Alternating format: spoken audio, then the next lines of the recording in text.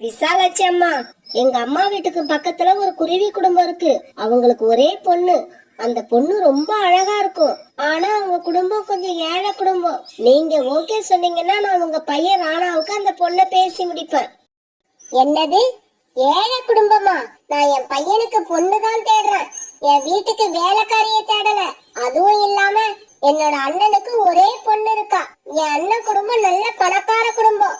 அதனால நான் என்னோட பையனுக்கு என் அண்ணன் பொண்ணையே கல்யாணம் பண்ண போறேன். என் அண்ணன் பொண்ணு கூட ரொம்ப அழகா இருப்பா.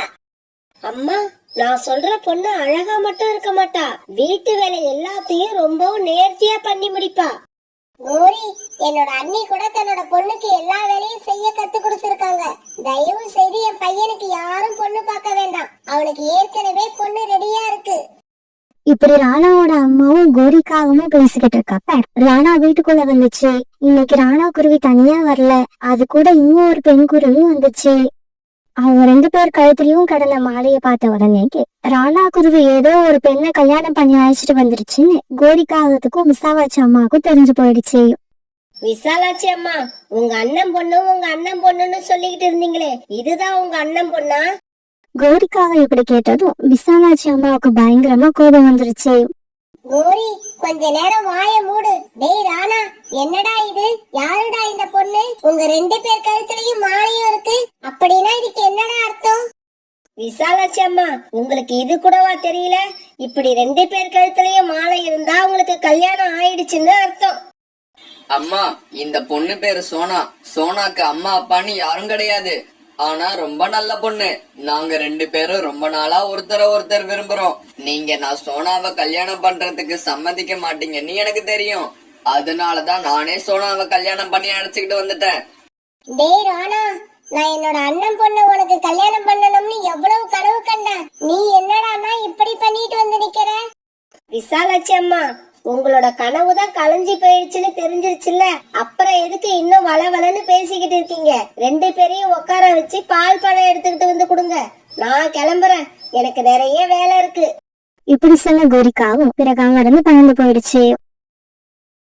அம்மா, உங்க அண்ணன் பொண்ண பத்தி எனக்கு நல்லா தெரியும். அவ எந்நேரம் பார்த்தாலும் தன்னோட தோழிகளோட நதிக்கரையில உட்காந்து அரட்டை அடிச்சுக்கிட்டே இருப்பா. அவளுக்கு வீட்டு வேலை எதுவுமே செய்ய தெரியாது. அத்தை, நான் உங்களை சந்தோஷமா வச்சுக்கிறதுக்கு என்னால முடிஞ்ச அளவு முயற்சி பண்ணுவேன். என்னால இந்த வீட்டுல எந்த பிரச்சனையும் வராது. நீ இங்க வந்ததே எனக்கு பிரச்சனை தான். வாய மூடு. நீ எதுவும் பேசக்கூடாது. எதுவுமே தெரியாத இந்த என்னோட பையனை மயக்கி என்கிட்ட இருந்து பிரிச்சுட்ட. நல்ல குடும்பத்துல பிறந்திருந்தா உன் புத்தி இப்படி எல்லாம் போயிருக்காது. விசாலாட்சி அம்மா சொன்னதை கேட்டுட்டு சோனா குருவி கண்ல இருந்து கண்ணீர் வந்துருச்சு. அம்மா, இப்படி எல்லாம் பேசாதீங்க. சோனாக்கு அம்மா அப்பான்னு யாரும் கிடையாது. இது வரைக்கும் இவ வாழ்க்கையில எந்த சந்தோஷத்தையும் அனுபவிச்சதில்ல. இதுக்கப்புறம் இவளை சந்தோஷமா வச்சுக்கிறது தான் என்னோட கடமைன்னு நான் முடிவு பண்ணிட்டேன். யாரோ ஒருத்திய சந்தோஷமா வச்சுக்கணும்னு முடிவு பண்ணல. நீ ஏன் உங்க அம்மாவை சந்தோஷமா வச்சுக்கணும்னு நினைக்க மாட்டேங்கிற? அம்மா, நீங்க கொஞ்சம் யோசிச்சு பாத்தீங்கன்னா நீங்க பேசுறது எல்லாம் தப்புன்னு உங்களுக்கே தெரியும். இப்படி எல்லாம் நீங்க பேசுறதுக்கு காரணம் என்ன தெரியுமா? உங்க மனசுல உள்ள வரட்டு கௌரவம், பிடிவாத குணமும் தான். உங்களை நீங்களா மாத்திக்கிட்டாதான் உண்டு. வேற யாரும் சொல்லி நீங்க மாற மாட்டீங்க. அப்புறம் இன்னொரு விஷயம், உங்களுக்கு நாங்க இங்க இருக்கிறது பிடிக்கலன்னா நேரடியா சொல்லிடுங்க. நான் சோனாவை அழைச்சுக்கிட்டு வேற எங்கேயாவது போயிடுறேன். ஐயோ, நாம இப்படியே பேசிக்கிட்டு இருந்தா நம்ம பையன் நம்மளை விட்டு போயிடுவான் போல இருக்கு. அதனால நம்ம கோபத்தை இப்ப காட்டக்கூடாது. ஆனது ஆயிடுச்சு. நாம கொஞ்சம் பொறுமையா இருந்து என்ன செய்யலாம்னு அப்புறம் யோசிப்போம். டேய் ராணா, நான் இல்ல, எல்லா அம்மாவும் தன்னுடைய பையன் ஏதோ ஒரு பொண்ணை கல்யாணம் பண்ணிக்கிட்டு வந்தா ஆரம்பத்துல இப்படிதான் கத்துவாங்க. சரி விடு. சோனா, நீ சாமி படத்துக்கிட்ட போய் விளக்கேத்திட்டு கிச்சனுக்குள்ள போய் சமைக்க ஆரம்பி. இப்படி சொன்ன விசாலாட்சி அம்மா பிறகு வீட்டை விட்டு வெளியே பறந்து போச்சு. இப்படி போன விசாலாட்சி அம்மா ஒரு இடத்துல மோட்டு சித்திய சந்திச்சாங்க. விசாலாட்சி, இன்னைக்கு உன்னோட பையன் ஒரு பெண் குருவியோட மாலையும் கழுத்துமா பறந்து போறத பார்த்தேன். அவ யாரு? என்ன விஷயம்? இன்னைக்கு என்னோட பையன் ஊர் பேர் தெரியாத ஒரு பொண்ணை கல்யாணம் பண்ணி அழைச்சுக்கிட்டு வந்துட்டான். அவன் தான் புத்தி கெட்டு போய் அழைச்சுக்கிட்டு வந்துட்டானா? நீங்க அவளை மருமகளா ஏத்துப்பீங்களா? உங்க அண்ணன் பொண்ணு அவனுக்கு கல்யாணம் பண்ணி வைக்கணும்னு எவ்வளவு கற்பனையில இருந்தீங்க. மோட்டு, எனக்கு எனக்கு என்ன பண்றதுன்னே தெரியலடி. ஆனா ஒண்ணு, இந்த சோனாவை நான் என்னைக்குமே மருமகளா ஏத்துக்க மாட்டேன். எனக்கு வர்ற ஆத்திரத்துல இந்த சோனாவை அப்படியே கொன்னு போட்டுடலாம் போல இருக்கு. சும்மா இப்படி வாயால சொல்லிக்கிட்டே இருக்காதீங்க. நீங்க இப்ப சொன்னதை செயல்ல காட்டுங்க. மோட்டு, என்னடி சொல்ற? கொஞ்சம் தெளிவா சொல்லு.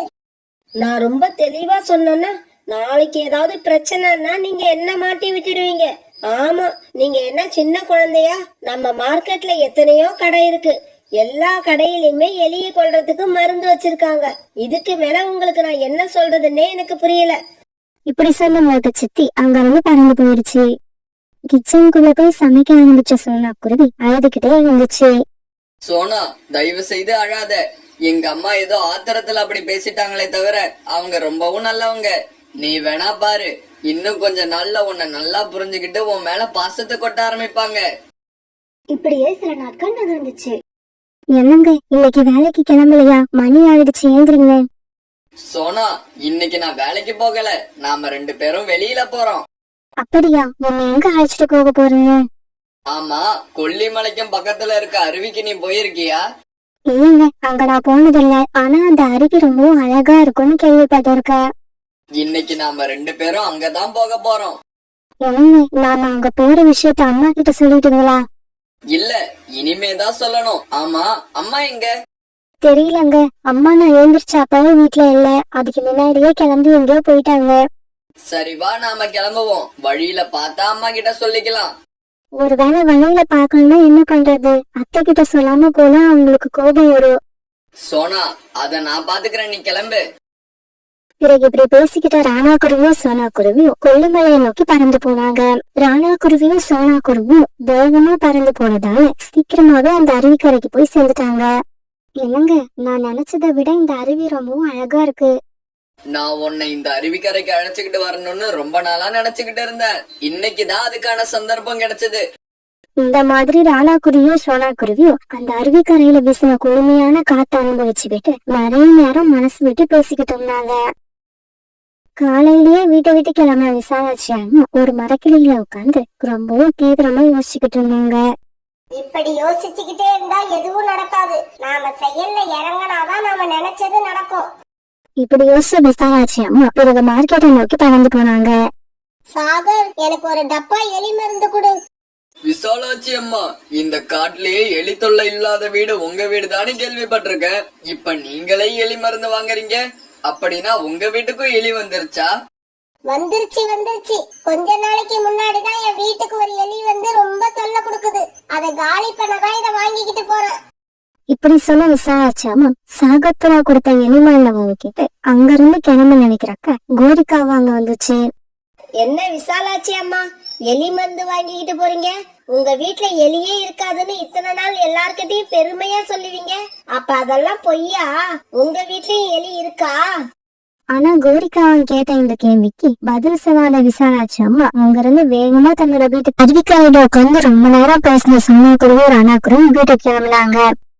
இப்படி அவங்க வீட்டுக்கு கிளம்புறப்ப அங்க இருந்த செடியில சிவப்பு கலர்ல இருந்த ஒரு பழத்தை பார்த்தாங்க. ராணா, இது என்ன பழம்? இப்படி ஒரு பழத்தை நான் இதுக்கு முன்னாடி பார்த்ததே இல்ல. சோனா, இந்த பழத்தோட பேரு சிரஞ்சீவி பழம். இந்த பழத்தை பத்தி நான் கேள்விப்பட்டிருக்கேன். ஆனா இப்பதான் நான் நேர்ல பாக்குறேன். இந்த செடி எல்லா இடத்துலயும் நிறைய வளர்ந்துருக்கும். ஆனா காயோ பழமோ எதுவுமே இருக்காது. 48 வருஷத்துக்கு ஒரு முறைதான் இந்த செடியில ஒரே ஒரு காய் காய்ச்சி அது பழமா மாறும்னு சொல்லுவாங்க. 48 வருஷத்துக்கு ஒரு தடவை காய் காய்க்குமா? அப்படி இந்த பழத்துல என்னதான் அதிசயம் இருக்கு? இந்த பழத்தை அப்படியே முழுசா சாப்பிடுறவங்களுக்கு ஆயுள் ரொம்ப அதிகம்னு சொல்லுவாங்க. ஆனா அது உண்மையா என்னன்னு எனக்கு தெரியாது. அப்படியா? அப்படின்னா இந்த பழத்தை எடுத்துக்கிட்டு வீட்டுக்கு போவோம். வீட்டுக்கு போறது சரி, ஆனா இந்த பழத்தை யார் சாப்பிடுறது? இதுல என்ன சந்தேகம்? இந்த பழத்தை நான் அத்தைக்கு தான் கொடுக்க போறேன். ஏன்னா நம்ம 2 பேருக்குமே வயசு அதிகம் ஆகல. அதனால இந்த பழத்தை அத்தைக்கு கொண்டு போய் கொடுத்தா அவங்க நம்ம கூட ரொம்ப வருஷம் இருப்பாங்க. சோனா, நீ எங்க அம்மா மேல எவ்வளவு அன்பு வச்சிருக்க. இப்படிப்பட்ட ஒன்ன அவங்க என்னைக்குதான் புரிஞ்சுக்க போறாங்களோ தெரியல. என்னங்க, இந்த பழத்தோட சக்திய பத்தி நாம அத்தை கிட்ட முதல்லயே சொல்லிட்டா அவங்க இத சாப்பிட மாட்டாங்க, உங்களை சாப்பிட சொல்லுவாங்க. அதனால இந்த பழத்தை அவங்கள சாப்பிட வச்சுட்டு அதுக்கப்புறமா அதோட சக்திய பத்தி சொல்லுவோம். இப்படி பேசிக்கிட்டு இவங்க 2 பேரும் பிறகு அந்த பழத்தை பறிச்சு எடுத்துக்கிட்டு வீட்டுக்கு திரும்பினாங்க. சோனா குருவியை சாகடிக்கிறதுக்கு தயாரான விசாலாட்சி அம்மா தன்னோட மகளும் மருமகளும் வீடு திரும்பதை பார்த்துட்டு இந்த மாதிரி நடிக்க ஆரம்பிச்சாங்க. சோனா, என்னம்மா நீ இந்த மாதிரி சொல்லாம கொள்ளாம எங்க கிளம்பிட்டீங்க? 2 பேரையும் காணாம நான் ரொம்ப தவிச்சு போயிட்டேம்மா. அத்தையோட இந்த அன்பான பேச்ச கேட்ட சோனா குருவி ரொம்ப சந்தோஷப்பட்டுச்சு. அத்தை, நாங்க கொல்லுமணியில இருக்கிற அருவிக்கு போயிட்டு வரோம். நான் உங்ககிட்ட சொல்லிட்டு போவேன்னு தான் சொன்னேன். இவங்கதான் நான் சொன்னதை கேட்காம என்னை அழைச்சிட்டு போயிட்டாங்க. அவன் அப்படிதாம்மா, எப்பவுமே எல்லாத்துலயும் ரொம்ப அவசரப்படுவான். அதனாலதான் உன்னை கல்யாணம் பண்ணிக்கிற விஷயத்த என்கிட்ட கூட சொல்லாம ரகசியமா கல்யாணம் பண்ணி உன்னை இங்க அழைச்சுக்கிட்டு வந்துட்டான். இப்படி சொல்லிட்டு விசாலாட்சி அம்மா சிரிக்க அவங்க கூட சேர்ந்து ராணா குருவி சோனா குருவி சிரிக்க ஆரம்பிச்சாங்க. அது சரி, அவ்வளவு தூரம் போன நீங்க எனக்காக என்ன வாங்கிட்டு வந்தீங்க? அத்தை, நாங்க அங்க இருந்து உங்களுக்கு ஒரு இனிப்பான பழத்தை எடுத்துட்டு வந்திருக்கோம். இந்த பழத்தை நீங்க இப்பவே சாப்பிடணும். சோனா, அந்த பழத்தை நான் சாப்பிடுறது இருக்கட்டும். உங்க 2 பேருக்கும் நான் ஒரு ஸ்வீட் செஞ்சு வச்சிருக்கேன். நீங்க அத முதல்ல சாப்பிடுங்க. அம்மா, நீங்களும் சோனாவும் ஒருத்தர் புரிஞ்சுக்காம இருந்ததுதான் எனக்கு பெரிய பிரச்சனையா இருந்தது. இன்னைக்கு அந்த பிரச்சனையும் தீர்ந்து போச்சு. இனிமே நம்ம வீட்டுல எப்பவும் எல்லாரும் சந்தோஷமா இருக்க போறோம். சோனா, இப்படி பேசிக்கிட்டே இருந்தா நான் செஞ்ச ஸ்வீட் ஆறி போயிடும். கிச்சனுக்கு போய் ஸ்வீட் எடுத்துட்டு வந்து சாப்பிடுங்க.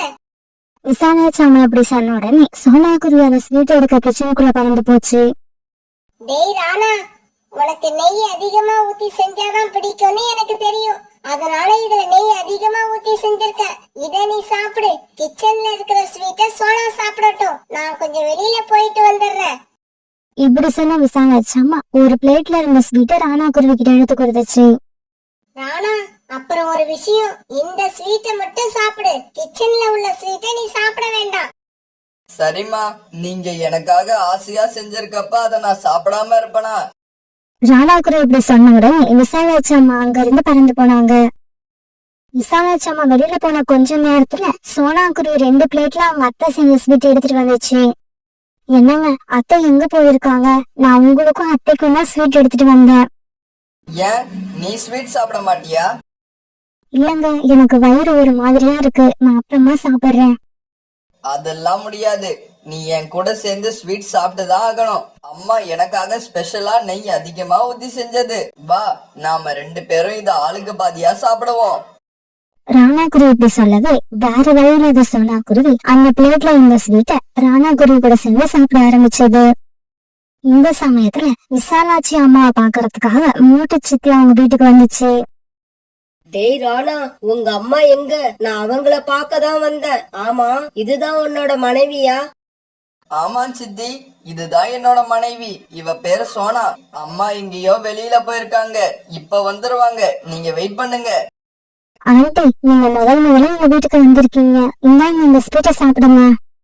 ஆமா, 3 பிளேட்ல ஸ்வீட்டை வச்சுக்கிட்டு எதுக்காக நீங்க 2 பேரும் ஒரே தட்டுல சாப்பிடுறீங்க? சரி சரி, கல்யாணம் ஆன புதுசு இப்படிதான் இருப்பீங்க. நான் என் வேலைய பாக்குறேன். இப்படி சொன்ன மூட்டை சித்தி பிறகு அந்த ஸ்வீட்டை சாப்பிட ஆரம்பிச்சது. இப்படி சாப்பிட ஆரம்பிச்ச மூட்டை சித்தி சீக்கிரமாவே ஒரு பிளேட்டை காலி பண்ணிடுச்சு. ஸ்வீட் ரொம்ப பிரமாதமா இருக்கு. இந்த பிளேட்டையும் நான் எடுத்து சாப்பிடலாமா? தாராளமா சாப்பிடுங்க. இன்னும் வேணும்னா கூட எடுத்துட்டு வரேன். சோனா இப்படி சொல்ல மூட்டை சித்தி அடுத்த பிளேட்ல இருந்த ஸ்வீட்டையும் சாப்பிட ஆரம்பிச்சது. அடுத்த பிளேட்ல இருந்த ஸ்வீட்டை சாப்பிட ஆரம்பிச்ச மூட்டை சித்தி திடீர்னு இப்படி கத்த ஆரம்பிச்சது. ஐயோ, எரியுதே, என்னோட வயிறு எரியுதே. இப்படி கத்தன மூட்டை சித்தி அப்படியே மயக்கம் போட்டு கீழே வந்துருச்சு. இந்த சமயத்துல வெளியில போயிருந்த விசாலாட்சி அம்மாவும் வீட்டுக்குள்ள வந்தாங்க. நடந்தது எல்லாத்தையும் கேள்விப்பட்ட விசாலாட்சி அம்மா அதிர்ச்சி ஆயிட்டாங்க. அதிர்ச்சியில எதுவுமே பேசாம அப்படியே நின்னாங்க. உடனே தாவி போய் மூட்டை சித்திக்கு உயிர் இருக்கான்னு செக் பண்ணி பார்த்தாங்க. ஆனா மூட்டை சித்தி எப்போ இறந்து போயிருந்தது. டேய் ராணா, மூட்டி இறந்து போயிட்டா. இப்ப என்ன பண்றது? இவளோட உடலை யாருக்கும் தெரியாம நம்ம அடக்கம் பண்ணி ஆகணும். அம்மா, இது தப்பு. நாம உடனே போலீஸ்க்கு தகவல் சொல்லணும். மேற்கொண்டு என்ன செய்யணும்னு அவங்கதான் முடிவு பண்ணணும். ராணா இப்படி சொன்னதும் அவங்க அம்மாவுக்கு அடி வயிற்றெல்லாம் கலக்க ஆரம்பிச்சிருச்சு. டேய் ராணா, நான் சொல்றதை கேளுடா. போலீஸ் எல்லாம் வேண்டாம்டா. இப்படி சொன்ன விசாலாட்சி அம்மா பிறகு நடந்த உண்மை எல்லாத்தையும் ராணா குருவிகிட்டயும் சோனா குருவிகிட்டயும் சொன்னாங்க. ஆமாண்டா, உன்னோட மனைவிய கொல்ல கிச்சன்ல இருந்த ஸ்வீட்ல நான் தான் விஷத்தை கலந்து வச்சேன். போலீஸ் வந்தா மோட்டுவோட உடலை செக் பண்ணுவாங்க. அதுல விஷம் இருக்கிறது கண்டுபிடிச்சிருவாங்க. அம்மா, சோனாவை கொல்றதுக்காக நீங்க விஷத்தை கலந்தீங்களா? அம்மா, சோனாவோட மனச பத்தி தெரியுமா உங்களுக்கு? நாங்க அருவியை சுத்தி பார்க்க போனப்ப அங்க ஆயுள் அதிகரிக்கிற அதிசய பழம் ஒண்ணு கிடைச்சது. அந்த பழத்தை கூட சோனா உங்ககிட்ட தான் கொண்டு வந்து கொடுத்தா. எதுக்காக தெரியுமா? நீங்க எங்க கூட ரொம்ப நாள் வாழணுங்கிற ஆசையில. ஆனா உங்க மனசுல இப்படி ஒரு கேவலமான எண்ணம் இருக்கிறது எங்களுக்கு தெரியாம போயிடுச்சு. டேய் ராணா, நீ சொல்றதெல்லாம் உண்மைதான். நான் சோனாவை பத்தி சரியா புரிஞ்சிக்காம அவளை வெறுத்தேன். அவளை கொல்லணும்னு கூட நினைச்சேன். அதனால இந்த தண்டனையை நான் கட்டாயம் அனுபவிச்சே ஆகணும். நீ போலீஸ கூப்பிடு. என்ன நடக்குதோ அதுவே நடக்கட்டும். அடுத்த சில மணி நேரங்கள்ல ராணாக்குருவி வீட்டுக்கு வந்த போலீஸ் அவங்க வழக்கமா செய்ய வேண்டிய ஃபார்மாலிட்டியை எல்லாம் முடிச்சிட்டு கடைசியா உண்மையை தான் வாயாலேயே ஒத்துக்கிட்ட விசாலாட்சி அம்மாவை கைது பண்ணி ஸ்டேஷனுக்கு அழைச்சிட்டு போனாங்க. அம்மா, நீங்க உண்மையை ஒத்துக்கிட்டீங்க. அதனால உங்களுக்கு குறைஞ்சபட்ச தண்டனை தான் கிடைக்கும். கவலைப்படாதீங்க. நாம சந்தோஷமா வாழ வேண்டிய நாள் இன்னும் எவ்வளவோ இருக்கு. இதையெல்லாம் பார்த்துட்டு சோனாக்குருவி மௌனமா அழுதுகிட்டே இருந்துச்சு. சோனா, என்ன மன்னிச்சிடுமா. இப்ப எனக்கு கிடைக்க போற தண்டனை மோட்டுவை கொன்னதுக்காக மட்டும் இல்ல. இவ்வளவு நல்ல மனசு கொண்ட உன்னை மருமகளா ஏத்துக்காம இருந்த பாரு, அதுக்கும் சேர்த்துதான் எனக்கு கிடைக்க போகுது. கவலைப்படாத. நான் ஜெயில இருந்து திரும்பி வரும்போது உனக்கு ஒரு நல்ல அத்தையா திரும்பி வருவேன். பிறகு ராணாக்குருவியும் சோனாக்குருவியும் அவங்க அத்தை போலீஸ் வேன்ல போறத கண்ணீர் விட்டு அழுதுகிட்டே பாத்துக்கிட்டு இருந்தாங்க.